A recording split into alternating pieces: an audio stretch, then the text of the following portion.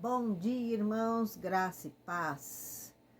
Mais uma escola dominical neste domingo maravilhoso, que Deus esteja conosco. Vamos orar, meus irmãos. Senhor Deus, nosso Pai, graças te damos, Senhor, por podermos estar na tua presença, Pai. Ilumina-nos coração e mente, para que possamos aprender melhor da tua palavra, Pai. Ajuda-nos, Senhor, a expressar exatamente a tua vontade e aquecer os corações. É o que te pedimos em nome de teu Filho Jesus. Amém. Irmãos, hoje nós temos um assunto muito especial dentro das leis. A lei máxima nossa Constituição, que é esta aqui, a lei antiga, ou os 10 mandamentos. Aqui eu fiz um resumo, só que esse resumo não é meu, tá aqui, ó. Ahá! Isso aqui foi indicação do nosso querido irmão Davi. Então, Davi, ó, brigadão, hein? Então, um abração pro Davi, meu amigo e irmão. E um abraço pro pastor que me emprestou, porque isso aqui é material da igreja, da nossa biblioteca da igreja. Muito obrigada, foi de grande valia. Logo, logo estará de volta para a igreja, tá? Que eu peguei só emprestado. Tô devolvendo. Meus irmãos, nós vamos trabalhar os 10 mandamentos. Estes primeiros 4 mandamentos, um só Deus, nenhuma imagem, não tomar o nome de Deus em vão, lembrar e guardar o sábado, eles são um compêndio de como nós devemos nos achegar a Deus, nos levar a Deus, o que Deus quer que nós façamos para Ele. Honrar os pais, o pai e mãe. Esse é o mandamento que Deus quer, como nós tratemos a família. E estes outros mandamentos, não matar, não adulterar, não roubar, não dar falso testemunho, não cobiçar, são regras sociais, são normas éticas e morais para nós convivermos em sociedade. Então, estas leis antigas da Torá, elas estão divididas, então, como tratar com Deus e como nós tratarmos entre nós, seres humanos, tá? E é uma correlação entre o Novo e o Velho Testamento. Aqui, em Mateus 4:10, um só Deus. Aqui é aquela passagem onde Jesus está no deserto e está com as tentações. É a última tentação de Jesus. E o diabo fala para Jesus, olha, leva Jesus no alto monte e fala, se tu me adorares, tudo isso será teu. E Jesus fala para ele, só ao Senhor prestarás culto. Então, um só Deus. Nenhuma imagem. Aqui nós temos João, Romanos e em Mateus 6:24 nós temos a questão de servir a 2 senhores. Mas o que seria para nós nenhuma imagem? Ah, mas é só santo? É só ver uma fotografia de alguém? Tem gente que leva ao extremo também. Fala, eu não posso ter fotografia do meu pai, da minha mãe em casa que já faleceram, porque vão dizer que eu estou adorando. Irmãos, moderação nas coisas, tá? Se você acende vela, se você põe flores, isso é uma adoração. Porque senão a gente não pode tirar fotografia de nada. Eu não posso ter fotografia da minha neta, eu não posso ter fotografia dos meus gatos, porque eu estaria adorando a tudo. Não é assim. Nós amamos, nós gostamos, nós queremos ter lembranças. Mas entre essas lembranças e adorar, são outros 500. Muita gente adora carro, muita gente adora artista de televisão, muita gente adora tanto algumas coisas que marca até o corpo por causa disso. Então, vamos com calma, né? Existem vários deuses atualmente. E não é só o dinheiro. Tem muita coisa, a vaidade. Tem gente que torra todo o dinheiro possível e imaginável para modelar o corpo, faz uma série de coisas, aqueles lábios que parece que beijaram uma caixa de marimbondo e acha lindo, maravilhoso, mas torra todo o dinheiro da família. Você quer fazer? Faça. Mas não pode faltar nada na tua casa. Você não pode desvestir um santo para vestir outro. Então, isto é adoração, é o extremo. É você se dedicar de corpo e alma a uma coisa que é material, que não vai te levar a nada. Não tomar o nome de Deus em vão. Esse Mateus 6:5 é com relação à oração, que Jesus fala que os gentios repetem muito o nome do Senhor. Fica repetindo várias vezes as coisas. Isso é hipocrisia. Deus sabe o que a gente precisa antes de que a gente peça a Ele. Ele quer ouvir de nós para que nós nos humilhemos perante Ele e Ele veja que isto é do nosso coração. Então, por isso que a gente precisa pedir a Deus. Mas não precisa ficar assim, tudo tem moderação. Guardar o sábado. Guardar o sábado.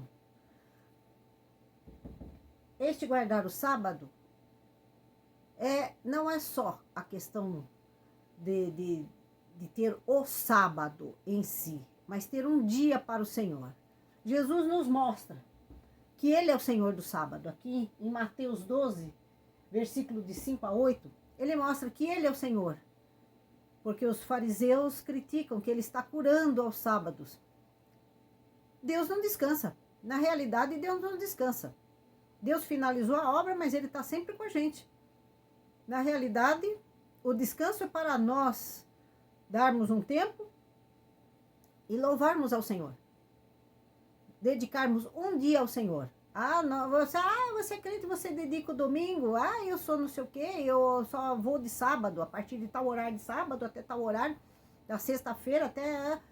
Eu sigo o Antigo Testamento. Quem guarda para Deus guarda, quem não guarda para Deus não guarda. Isso não afeta a minha vida. Eu tenho que ter um dia para o Senhor. Porque eu tenho tempo para trabalhar, eu tenho tempo para me divertir, eu tenho tempo para uma série de coisas. E eu não tenho tempo para o Senhor, é necessário um tempo para o Senhor. De todos os tempos, Ele merece o nosso tempo. Mereceria todo o nosso tempo, né? Honrar os pais é o 5º mandamento. Este 5º mandamento, ele é o único mandamento que tem uma promessa. Que em Êxodos 20, coloca bem colocado. Que honra teu pai e tua mãe, para que te prolongue os seus dias sobre a terra. É o único. E aqui nós temos duas coisas. Em Mateus 15, 4-6, Jesus critica os fariseus que eles desvirtuaram a lei de Deus, de honrar pai e mãe, com relação ao corbã. O que é o corbã? Corbã é o seguinte: o indivíduo ele recebe herança, com os pais ainda vivos, pega essa herança e doa para o templo. E deixa os pais à míngua. E quando os pais morrem, ele pega uma parte da herança para ele de volta. É bacana, né? Jesus, desceu o malho nos fariseus com relação a isso. Não matar. Isso aqui é super. Esta eu vou ler porque é muito demais. Não matar, não matar. Está aqui em Mateus 5, de 21-22. Ouvistes o que foi dito aos antigos? Não matarás, e quem matar estará sujeito a julgamento. Eu, porém, vos digo que todo aquele que sem motivo se irá contra seu irmão estará sujeito ao julgamento. E quem proferir um insulto a seu irmão estará sujeito a julgamento do tribunal. E quem lhe chamar de tolo estará sujeito ao fogo do inferno. Meus irmãos, nós estamos tudo no inferno, hein? Eita, nós, que coisa. Jesus veio endurecer as leis. Mas Deus é amor. O Velho Testamento é que Deus é irado, que é mau, é ciumento, é possessivo. Não. Jesus fala que, olha, aqui em Mateus 5, de 17-20. Não penseis que vim revogar a lei ou os profetas. Não vim para revogar, vim para cumprir. Porque em verdade vos digo que até o céu e a terra passem, nem um i ou um tio jamais passará da lei, até que tudo se cumpra. Aquele, pois, que violar um destes mandamentos, posto que dos menores, e assim ensinar aos homens, será considerado mínimo no reino dos céus. Aquele, porém, que os observar e ensinar, este será considerado grande no reino dos céus. Porque vos digo que se a vossa justiça não exceder em muito a dos escribas e fariseus, jamais entrarei no reino dos céus. O que Jesus quer dizer com isso? Se a nossa justiça não exceder a dos fariseus. Quer dizer que isso tem que estar em nós, realmente, no nosso coração. Porque os fariseus, era só de boca para fora, minha gente. Era só, você faz? Eu faço diferente. Faço o que eu falo, mas não faço o que eu faço. Essa é a realidade. Nós crentes, muitas vezes estamos fazendo isso. Não, você tem que fazer isso, você tem que fazer aquilo. Mas você está fazendo?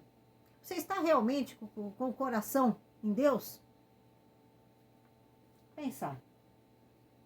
Então, não matar é também matar por palavras. Chamou de tolo.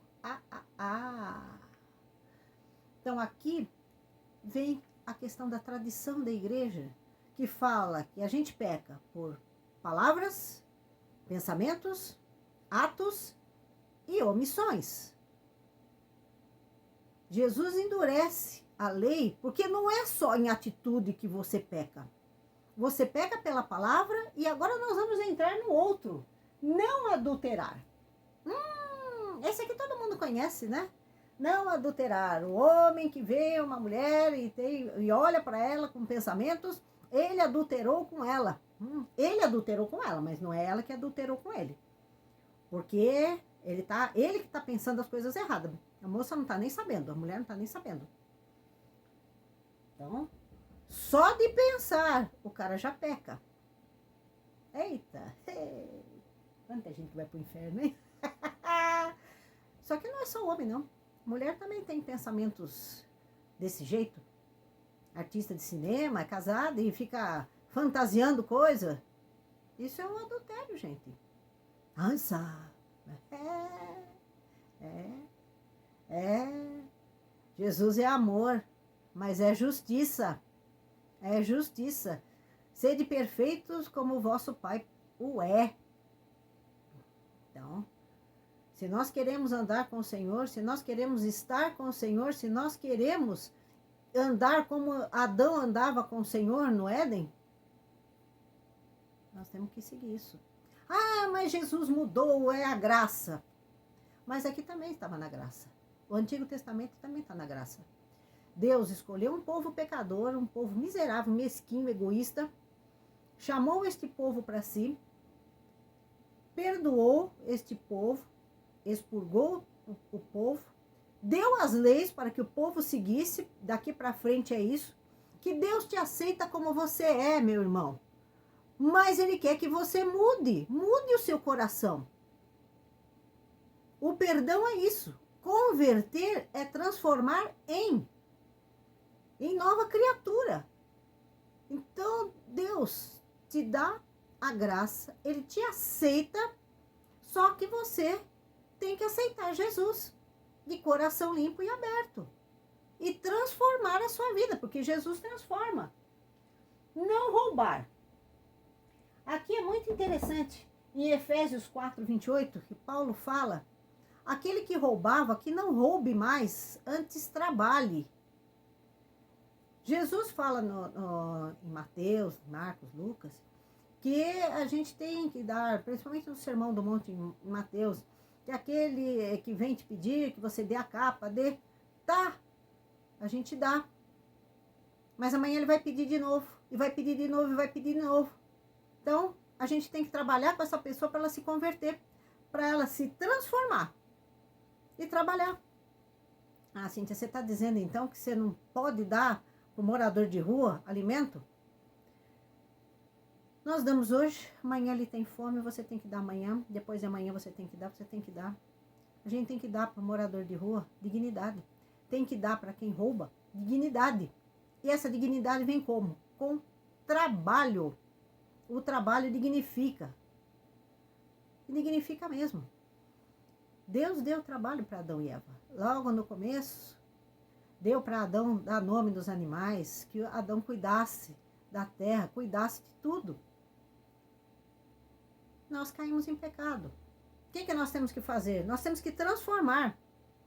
Mas como é que faz isso? Gente, Quando a Inglaterra de John Wesley, ela estava num caos como nós estamos hoje. Desempregados, moradores de rua, bêbados, que era a droga da época, a bebida. O que aconteceu? O que houve naquela época? A Inglaterra estava na Revolução Industrial, com as indústrias de tecido. Esse tecido vem da lã do carneiro. Então, o que eles precisavam? Precisavam de terras para fazer a criação dos carneiros e ter lã o suficiente para as fábricas. E grandes produtores expulsaram pequenos produtores das suas terras. Então, nós tivemos um êxodo rural, ou seja, o indivíduo saiu do campo e foi para a cidade. Só que como não é uma mão de obra qualificada, o que ocorreu? Esse povo começou a tomar as ruas. E, sem dinheiro, desempregado, tem que sobreviver. O que é o mais barato? A bebida. A bebida é o mais barato. Ah, mas é uma droga lícita. Ah, o pessoal se drogava na bebida sim. Por quê? Não vamos esquecer que a Inglaterra está na Europa e é frio.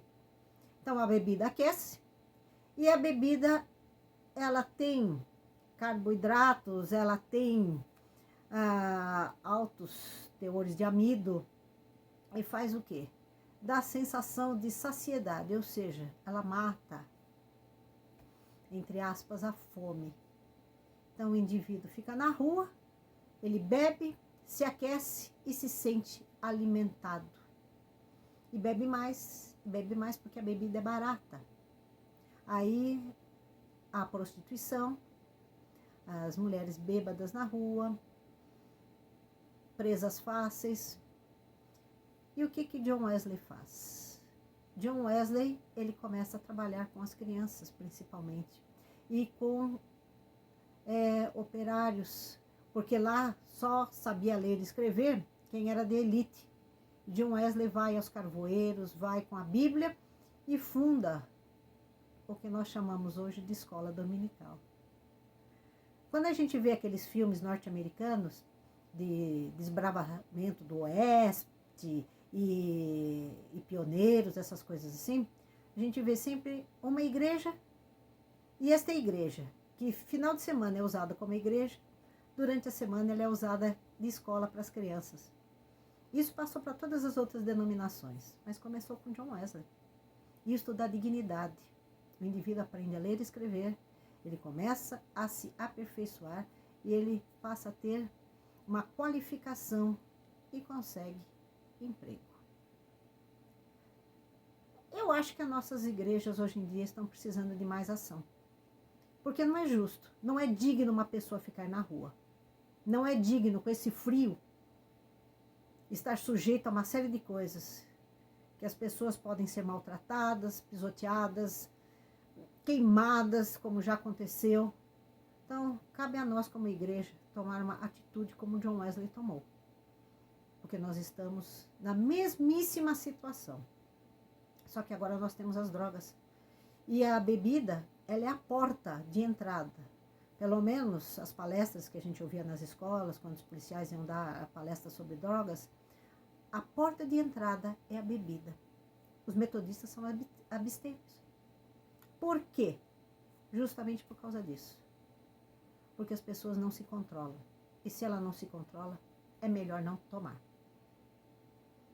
Porque é muito difícil uma família que tem um jovem nas drogas, no álcool, é muito difícil o trabalho. Então vamos evitar. Não dar falso testemunho. Seja a tua palavra sim, sim, não, não. Mateus 5, de 33 a 37. Não cobiçar, não cobiçar. 1 João, não dar falso testemunho, é o que nós sabemos, né? Não falar das outras pessoas, não levantar, falar mentira, não levantar suspeitas infundadas, não passar fake news também. O que é fake news? Antes de passar as notícias, dá uma verificada na internet, uma verificada nas coisas. Que às vezes o pessoal passa umas coisas aí que arrepia até fio de cabelo no chão de barbearia. Então vamos lá. João, 1 João, primeira epístola de João, 2,16. Primeira epístola de João, 2,16. Porque tudo que há no mundo, a concupiscência da carne, a concupiscência dos olhos e a soberba da vida, não procede do Pai, mas procede do mundo. O que é concupiscência? Concupiscência é o desejo desenfreado. É aquela gana de você querer a qualquer custo alguma coisa. Então você deseja, você vai passar por cima da pessoa para pegar o que ela tem. Então, não cobiçar. Concupiscência dos olhos, você vê, você deseja e o seu corpo exige de você. Aqui nós temos a questão do domínio próprio. Nós não temos domínio próprio? Complicado, né, irmãos? Muito complicado. Aqui, nós podemos então reparar que o Deus do Antigo Testamento não é um Deus ciumento, não é um Deus raivoso. É o Deus que quer proteger seus filhos, que quer transformar um povo em seu, com a sua marca, com a sua palavra. Jesus, ele nos mostra em Mateus 22, 37 a 39, quando é perguntado qual é o maior mandamento, um rabino pergunta para Jesus, qual o maior mandamento? Jesus responde, amarás o Senhor teu Deus de todo o teu coração, de toda a tua alma, de todo o teu entendimento, e a teu próximo como a ti mesmo. E o segundo mandamento seria esse. Todos esses primeiros 4, entra aqui, amarás o Senhor teu Deus. Isto que Jesus responde, é o que as crianças aprendiam, chamado Shema. É o básico que uma criança tem que saber. Uma criança judia tem que saber isso. Então, em primeiro lugar, um só Deus, nenhuma imagem, porque Deus é único. Por que Deus não tem uma imagem na Bíblia? Quando ele vai no deserto, ele aparece como fumaça. Porque ele não queria que fizessem uma imagem e que começassem a adorar aquela imagem. Porque Deus não é uma imagem. Deus é Espírito, Deus é Deus. Deus é Deus. Deus você não põe numa caixinha. Deus não cabe num templo. Deus não cabe dentro de qualquer coisa, porque Deus é Deus.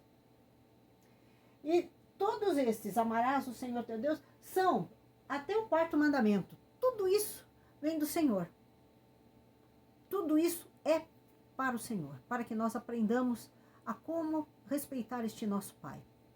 Aí vem gente e fala, mas o Deus do Antigo Testamento é um Deus ciumento. Gente, a primeira vez que eu vi isso foi do Leandro Carnal. Leandro Carnal. Esse filósofo brasileiro, ele fala que, o Deus da Bíblia é um Deus ciumento. Não, gente, ele é um Deus zeloso. Ele é um Deus que preza pelos seus filhos, que está vendo que os filhos estão indo para um buraco, e ele vai lá e fala, pelo amor de Deus, pelo amor do meu nome, não vai aí. Só que não escutam, o que faz? A minha vara e o meu cajado. O que Deus faz? Com a vara ele dá uma lambada, com o cajado ele coloca a ovelha de volta ao rebanho. Vou contar um caso para os irmãos da escola. Os irmãos sabem que eu sou professora e, como tal, a gente fazia muita reunião de pais. Numa reunião, num primeiro colegial noturno, a primeira reunião do ano, eu sempre fazia uma ministração a respeito das drogas, de como observar se o filho mudou, não mudou. Eu ia observar principalmente a questão das faltas, porque se o indivíduo não está em casa e não está na escola, aonde ele estará? Tinha pai que estava dando risada, tinha pai que estava debochando, e uma mãe levantou a mão e falou para mim, professora, eu quero falar. Pois não, a senhora pode falar. Ela olhou e falou, olha, professora, eu voltei mais cedo do serviço outro dia. Eu voltei e passei mais ou menos umas 20 para as 11, que a escola acaba às 11 horas. Eu passei 20 para as 11 e a perua passa ali por trás do shopping, estava tudo fechado. Eu vi um grupinho de jovens lá, devia ter uns 20 jovens ali. E eu bati os olhos e eu vi meu filho ali no meio daquele grupinho. Eles estavam todos usando droga. Eu gritei com o motorista parou para mim, que eu gritei, e eu fui lá. Eu nem sei o que aconteceu, eu sei que eu fiquei cega de raiva, peguei a minha bolsa e meti em todo mundo e tirei meu filho de lá. Eu não queria saber se estavam armados, eu não queria saber o que ia acontecer. Eu sei que eu vi meu filho lá e fui lá e tirei todo mundo na base da bolsada. Ela falou para mim, a senhora está certa, a gente tem que vigiar os filhos da gente. O que Deus faz? O que nós vamos falar dessa mãe? Se mandar para um psicólogo, vai falar, ai, ela é possessiva, ela não quer que o filho ande com os outros. Gente, ela é a mãe, ela está cuidando do filho, ela é zelosa. Como Deus. Deus é zeloso por nós. Então não vem com essa história. Eu fico furiosa de ódio quando fala Deus é ciumento. Gente, Deus não é ciumento. Ele é Deus. Ele está acima de tudo. Não existe outros deuses. É Deus e acabou. Quando faz uma estátua, quando faz uma devoção para um carro, para um dinheiro, para alguma coisa. Gente, Deus vai ser Deus, mesmo que nós vamos embora. Nós vamos embora e Deus continua Deus. Eu fico pensando, a gente como pai zela tanto pelos filhos, teme tanto por uma série de coisas. Deus não vai zelar por nós? Se Ele nos ama, se entregou o filho dele por nós, Ele não vai nos amar?